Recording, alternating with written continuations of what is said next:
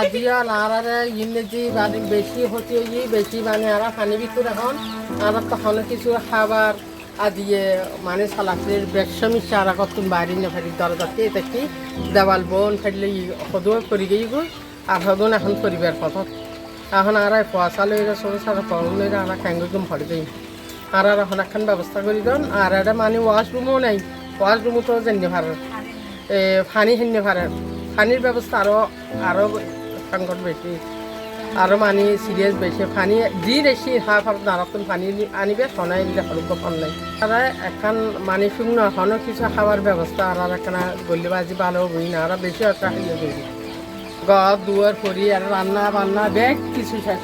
আমি এই মুহূর্তে রয়েছি মধ্যমিলসা হারি মহিরবাড়ি এলাকার মধ্যে।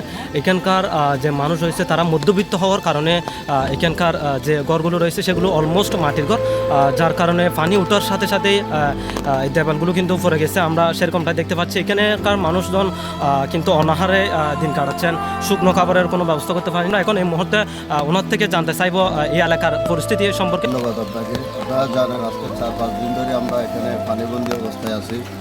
ছোট ছোট বাচ্চারা আছে, অনেক কষ্ট পাচ্ছে, শুকনা খাবার নেই, ঘরে খাবার দাবার নেই, বিশেষ করে শুকনা খাবার এবং বিশুদ্ধ খাবার পানি এখানে খুবই সংকট, পানির জন্য খুবই সংকট, বাচ্চারা অনাহারের মধ্যে রয়েছে।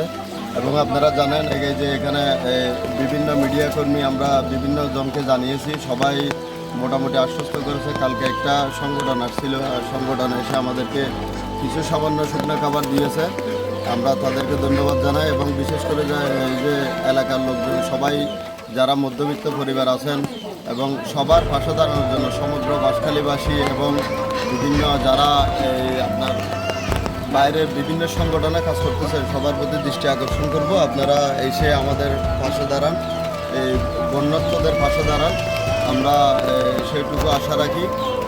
আপনারা জানেন আজকে দীর্ঘ 5টা দিন আমরা এই পানি বন্দি অবস্থায় আছি। আমাদের বিভিন্ন ওয়ার্ড বিভিন্ন ইউনিয়নের মানুষ খুবই কষ্টের মধ্যে আছে, কারো ঘরের মধ্যে কোনো খাবারের ব্যবস্থা নাই। আমরা এই মসজিদে নামাজ পড়তে পারি নাই আজ 6-7 দিন, গতকাল জমা হয়নি পানি। আমরা 91 ফ্ল্যাটে আর দেখিনি। আমাদের গ্রামে অনেক বাড়িঘর করতে হয়েছে, 5 ওয়াক্ত নামাজও পড়ি না পারি, আজানও দিন না পারি, জুম্মাও পড়ি না পারি। তাই আমরা কী বলবো, আমাদের দেখতেছেন পানি কতটুকু।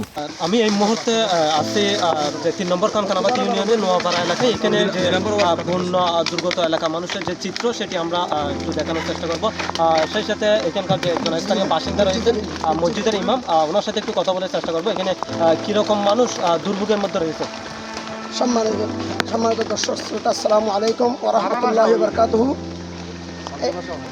আর এই কদম রসুল নতুন পাড়ার মধ্যে অন্ততপক্ষে হাজারো ফ্যামিলি পানির দুর্ভোগের মধ্যে রয়েছে।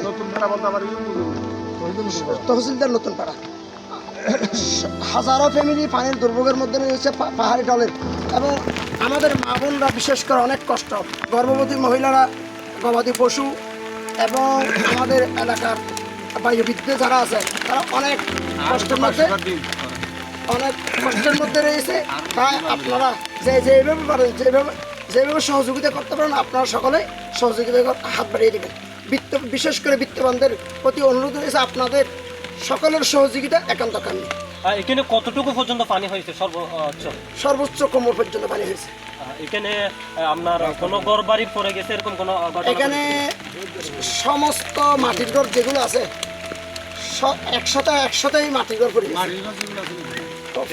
ফাঁকা বিল্ডিং যেগুলো আছে ওগুলো কোথেকে আসতেছেন? এখানে কি পরিমাণ আসলে পানি দেখতেছেন? 91 সালের মধ্যে এরকম পানি হয়েছে কিনা? এখন বেশি হয়েছে। আচ্ছা, এখন তো আমরা যতটুকু শুনেছি 91 সালে যেগুলো পানি হয়েছিল এগুলো নেমে গেছে, কিন্তু এখন পানি তো নামার কোনো ব্যবস্থা দেখতেছেন? না,